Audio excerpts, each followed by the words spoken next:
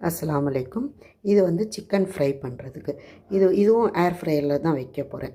அரிசி மாவு, கார்ன்ஃப்ளவரு, உப்பு, இது வந்து தனியா ஒரு ஸ்பூனு, மஞ்சத்தூள் கொஞ்சோண்டு,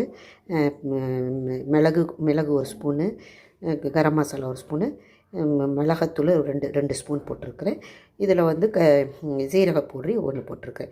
இப்போ வந்து ஒரு ஸ்பூன் வந்து இது போடணும், இஞ்சி பூண்டு பேஸ்ட்டு, தயிர், எலுமிச்சப்பழம், இதெல்லாம் எப்படி போட்டுட்டு கலந்துட்டு காமிக்கிறேன்.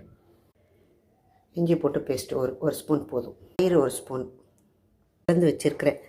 இது நல்லா அந்த தயிர் போட்டு நல்லா அடிச்சிடணும். நல்லா கலந்துக்கிட்டே இருந்தால் இதுவாகிடும். இப்போ இந்த ஒவ்வொரு லெக் பீஸாக எடுத்து மசாலா தடவி வச்சிடலாம்.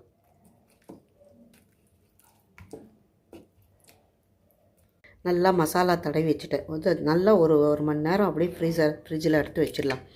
காலையில் நம்ம சஹருக்கு எப்படி அந்த ஏர் ஃப்ரையரில் வைக்கிறேன்னு காமிக்கிறேன். இந்த எலுமிச்சப்பழத்தை அப்படியே புழிஞ்சு விட்ருங்க.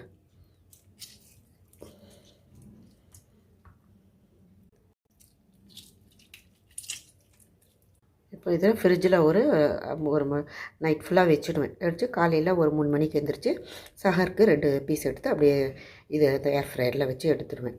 அது காலையில் எப்படி போடுறேன்னு காமிக்கிறேன். இப்போ இதை அப்படியே எடுத்து ஃப்ரீசரில் வச்சு விட்டுறலாம். இப்போ இந்த மாதிரி ஏர் ஃப்ரையரில் வச்சு எடுத்துடலாம்.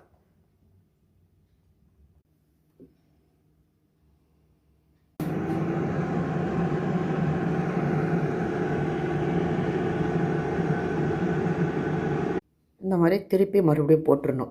ஒரு பக்கம் நல்லா ரெட்டிஷ் வந்துடும், இன்னொரு பக்கம் திருப்பி போடுறோம். இது ஒரு 10 நிமிஷம் இருக்கட்டும். ஏர் ஃப்ரையரில் முடிஞ்சிருச்சு. 20 நிமிஷம் வச்சு எடுத்துட்டேன். நல்லா சூப்பராக வெந்துருச்சு. இந்த ஆலிவ் ஆயில் தான் நான் யூஸ் பண்ணுவேன் வறுக்கிறதுக்கு, குழம்புக்கு, பிரியாணிக்கு, எல்லாருக்குமே. இதுவும் அப்படி தான், ஆலிவ் ஆயில். பிடிச்சிருந்தால் லைக் பண்ணுங்கள், ஷேர் பண்ணுங்கள், சப்ஸ்கிரைப் பண்ணுங்கள்.